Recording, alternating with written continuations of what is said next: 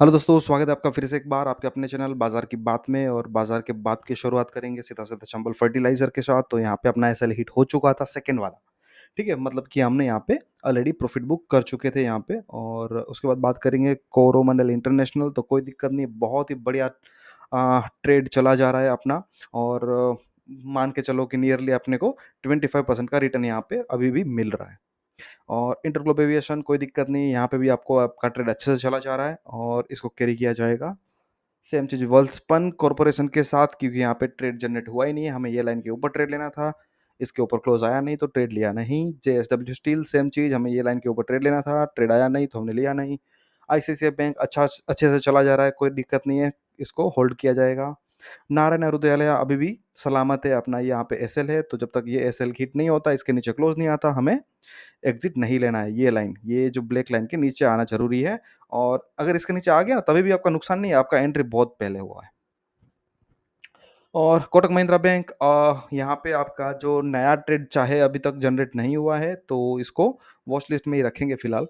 और कुछ टाइम के लिए रखेंगे, फिर निकाल देंगे इसको। और ये है मुथूट फाइनेंस, तो मुथूट फाइनेंस भी ये लाइन के ऊपर जब तक आएगा नहीं, हमें यहाँ पे ट्रेड नहीं लेना है। एसआरएफ ने आज वापस देखो कोशिश किया यहाँ पे।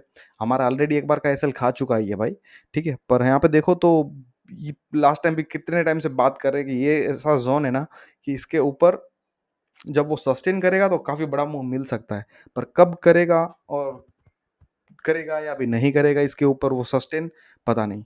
पर क्या करें, अपना तो रूल है कि यहाँ पे अगर क्लोज दिया इसके ऊपर, ये लाइन के ऊपर, तो हमें ट्रेड लेना होगा। तो यहाँ पे हमने ट्रेड लिया था, हमारा एसएल यहाँ पे हिट हो चुका है। अगर वापस आएगा तो वापस ट्रेड ले लेंगे।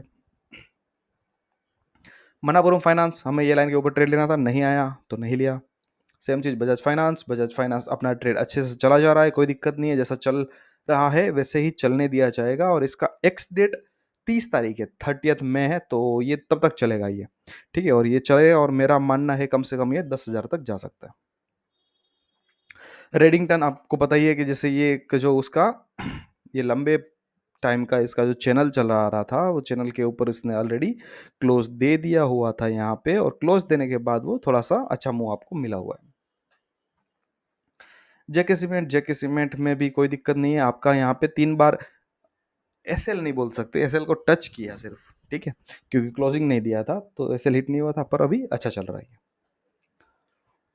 सेम चीज़ भारतीय एयरटेल अपना एसएल के बाजू में है, तो किसी को अगर कॉन्ट्रा ट्रेड लेना है तो ले सकता है, स्टॉप लॉस सेम रहेगा 1775। आयशर मोटर कोई दिक्कत नहीं है, अभी ट्रेड है ही नहीं, ठीक है? हमारा एक ट्रेड यहाँ पे लिया था हमने, और वो एसएल हिट हो चुका था उसका। बीएससी बहुत प्यारा ट्रेड चल रहा है, हमारा टारगेट जो 7,000 सोच रहे थे कि टच होगा, तो 7,000 तो टच कर ही दिया है। और अभी तो लग रहा है कि ये शायद 8,000 भी टच कर दे। और ये 23rd शायद इसका एक्स डेट है, तो 23rd, और आज चल रही है 19, तो 4-5 दिन और है, तो देखते हैं क्या परफॉर्मेंस देता है ये बीएससी। चोलामंडलम, अब ये लाइन के ऊपर ट्रेड लेना है, अगर आएगा तो ले लेंगे, नहीं आया तो कोई दिक्कत नहीं है। बजाज फिनसर्व कोई दिक्कत नहीं है, यहाँ पे ट्रेड है ही नहीं, ठीक है? जब तक ये लाइन के ऊपर ट्रेड आएगा नहीं, हमें ट्रेड लेना नहीं है। एचडीएफसी बैंक, हमें ये लाइन के ऊपर ट्रेड लेना था, नहीं आया, नहीं लिया। और देखो कितने दिन हो चुके हैं। अल्ट्राटेक सीमेंट, हमें ये लाइन के ऊपर ट्रेड लेना था, ट्रेड आया नहीं, हमने लिया नहीं।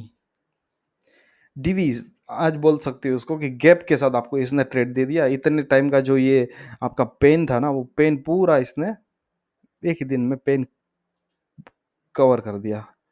ये 22 दिन का आपका जो स्ट्रगल था ना, 22 दिन का, वो एक ही दिन में दे दिया। तो जब आप वॉच लिस्ट में ऐसे स्टॉक होंगे आपके पास, तो आपको वेट करना पड़ेगा, जैसे आपने यहाँ पे 22 दिन का वेट किया, ठीक है? आज हमारा ट्रेड यहाँ पे जनरेट हो चुका है, तो आज का अगर ट्रेड में बोलूँ तो ये आपका कैंडल है, और ये आपका एंट्री का प्राइस है।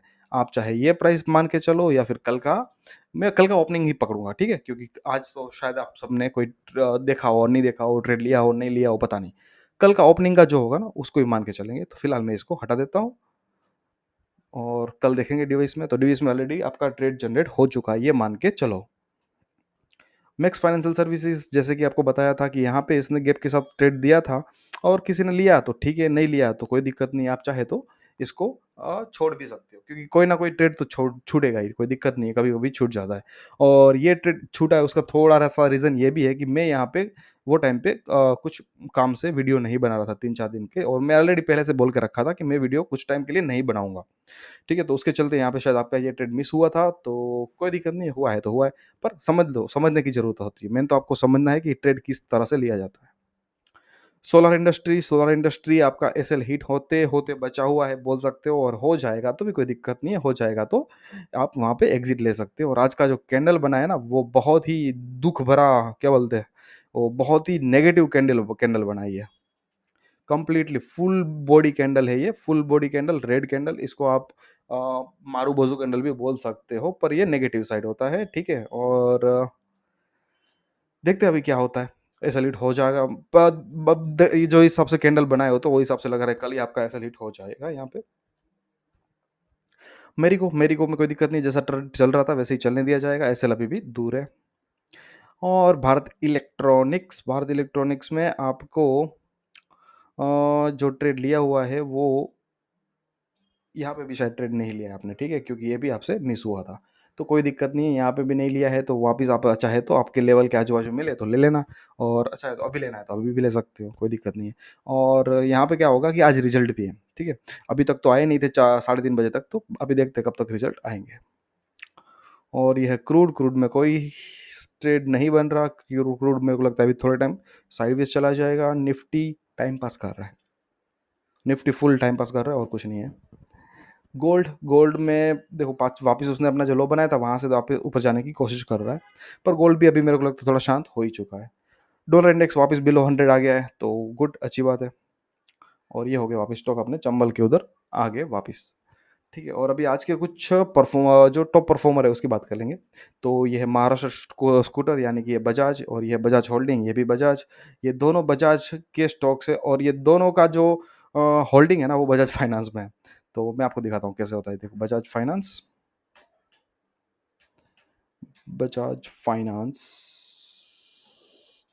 और आप यहाँ महाराष्ट्र स्कूटर और बजाज होल्डिंग वो देख लेना, ठीक है? Share holding, share holders, promoters में महाराष्ट्र स्कूटर कितना 3%, ठीक है? और ये महाराष्ट्र का स्कूटर्स हो गया,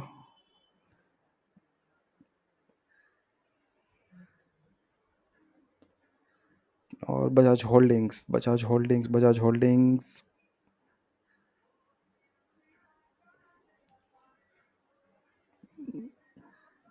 नहीं, पता नहीं, बजाज होल्डिंग शायद मेरे को नहीं मिल रहा है, या फिर मुझे थोड़ा ध्यान से और देखना पड़ेगा, ठीक है?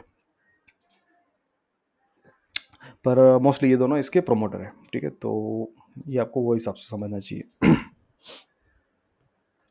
थर्ड स्टॉक डिविस लेबर लैब ऑलरेडी अपने लिस्ट में है। मैक्स फाइनेंशियल सर्विस अपने ऑलरेडी अपने लिस्ट में है। तो आप देखो, सिर्फ जो अपने लिस्ट में भी ऐड कर रहे हैं ना, तो वो स्टॉक भी आपको अच्छा परफॉर्म करके देते हैं, क्योंकि यहाँ पे मोमेंटम है, इसमें स्ट्रेंथ है इसके लिए। और उसके बाद बात करेंगे कुछ, सॉरी, परफॉर्मर की बात करना है ना, मार्केट मूवर्स। तो Graphite India, Alkem lab, GR infra projects और डिलीवरी। तो ये चार है जो टॉप परफॉर्मर में है आज के। और जो लूजर्स की बात करें तो वोडाफोन आइडिया है, क्रेडिट एक्सेस ग्रामीण है, अपार इंडस्ट्री है, और जेएमआर एयरपोर्ट्स है। 52 इकाई वाले स्टॉक्स में Maharashtra scooter, Bajaj holding, Divis lab और मेड प्लस। ये मेड प्लस 3-4 दिन से अच्छा चल रहा है।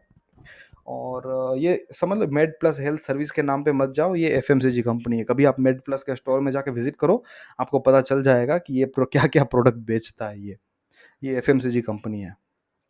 पर हम मुझे थोड़ा-सा दिक्कत इनके जो ऑपरेटिंग स्टाइल है ना वहाँ से, बाकी ये स्टॉक अच्छा है। थोड़ा-सा ये अपना में मतलब जो स्टोर एक्सपीरियंस है ना वो बहुत और अच्छा कर सकते हैं ये लोग। और ऑल टाइम हाई की बात करें तो वही है अपना Maharashtra scooter, Bajaj holding, Divi's and max finance. तो इन दोनों को मुझे ऐड करने की ज़रूरत नहीं है, ऑलरेडी अपने पास डिवीज़ और मैक्स फाइनेंशियल है। तो वो ऑलरेडी हम दोनों मतलब उसको फॉलो कर रहे हैं। और चाहे तो मैक्स फाइनेंस का आपने अभी तक हमें ट्रेड बताया नहीं है, पर चाहे तो ट्रेड लेना है, नहीं लेना है, आपकी मर्ज़ी की बात है। पर ट्रेड अपने को मिला हुआ है, और डिवीज़ का ट्रेड तो है ही है, और इसका अपन कल एंट्री एग्ज़िट मेंशन कर लेंगे, तो कल का जो ओपन होगा वो अपना एंट्री प्राइस होगा। और आज का जो लो है या फिर ब्रेकआउट का जो लाइन था ना, उसको हम एसएल करेंगे। तो वो बात हम कल डिस्कस कर लेंगे। पर हाँ, ये डिविस का ट्रेड आपका ऑलरेडी आ चुका है, तो कल आपको ये ट्रेड ले लेना है। और बस आज यहीं तक रखते हैं। बाकी अंत में एक डिस्क्लेमर कि यहाँ पे मैंने जो कोई भी स्टॉक के बारे में बात किया है, वो सिर्फ़ और सिर्फ़ एजुकेशनल पर्पज़ के लिए है। तो आप अपना कोई भी ट्रेडिंग या इन्वेस्टमेंट डिसीजन हो, वो आप अपने फाइनेंशियल एडवाइज़र से कंसल्ट करने के बाद ही करें, क्योंकि वो आपका रिस्क एपेटाइट काफ़ी अच्छे से समझते हैं, तो वो आपको काफ़ी अच्छे से गाइड कर सकते हैं। तो आज यहीं तक रखते हैं। Thank you. बाय-बाय।